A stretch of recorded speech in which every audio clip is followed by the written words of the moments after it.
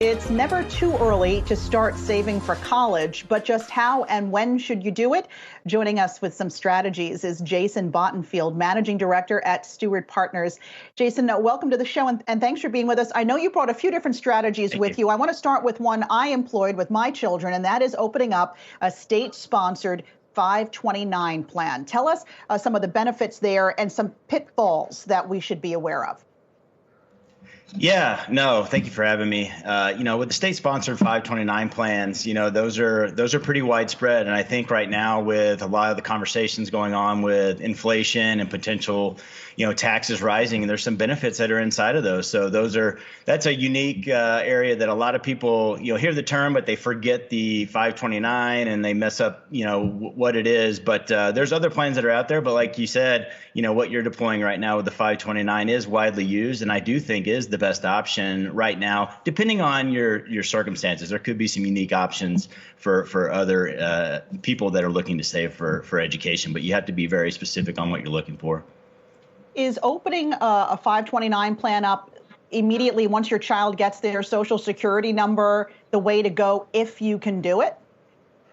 Yeah, that it really is. I mean, I have an 8-month-old, so I'm very I know what happens, with a new baby here. So, the Social Security number when it comes in, that's really the first opportunity you have. There are some creative techniques that some people have deployed in the past, and that's where they'd open up a 529 plan for themselves and save before a child came, and then convert that and shift the beneficiary over to the child.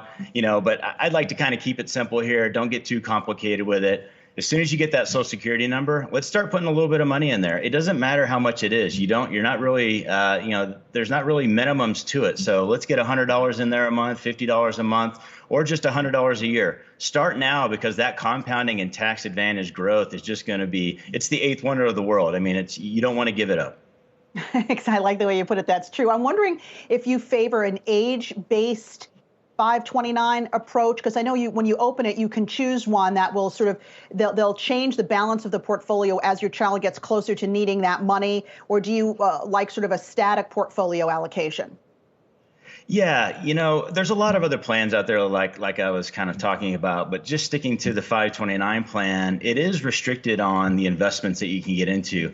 All of these are state sponsored, and they're using a widely known mutual fund company. And what they provide inside of there is the option for you to self-direct with some of the funds that they have inside of it that are for the 529, but they also have, like you were mentioning, this age-based option. I like the age-based option, especially for people that aren't necessarily working with an advisor, is because it changes with the age. So, 0 to 7, 7 to 14, 14 and on, it'll change the risk parameters inside of there for you, because, I know in working almost 20 years in the financial planning industry is that, a lot of people put things into place and then they kind of forget about it. And that age-based option allows you to potentially forget about it, but not stay risky a couple years before you're going to need that money. And in times where we're seeing volatility right now, you really don't want that 100% equities in that account the year before you're going to college, or you might use those funds. So, the age-based option I like to lean to, but if we want to get creative and use a more direct approach to the funds that we're going in there, we can do that as well.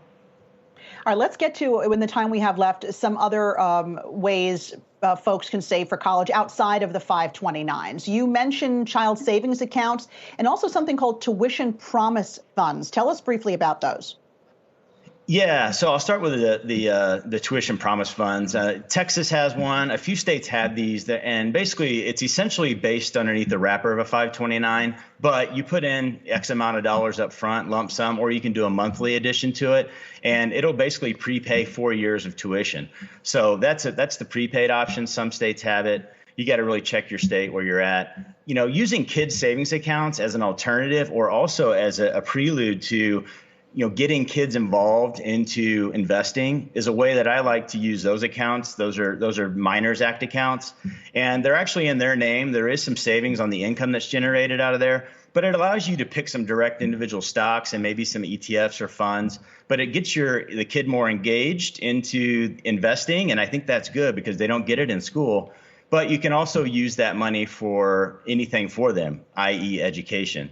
And, there's so those are two, ways that I think parlay with a 529 plan. But there's also some other creative strategies using Roths and other things as well. Yeah, real quick, can you just talk to us about the Roth IRA? Because I think people hear that, they don't associate that with college savings.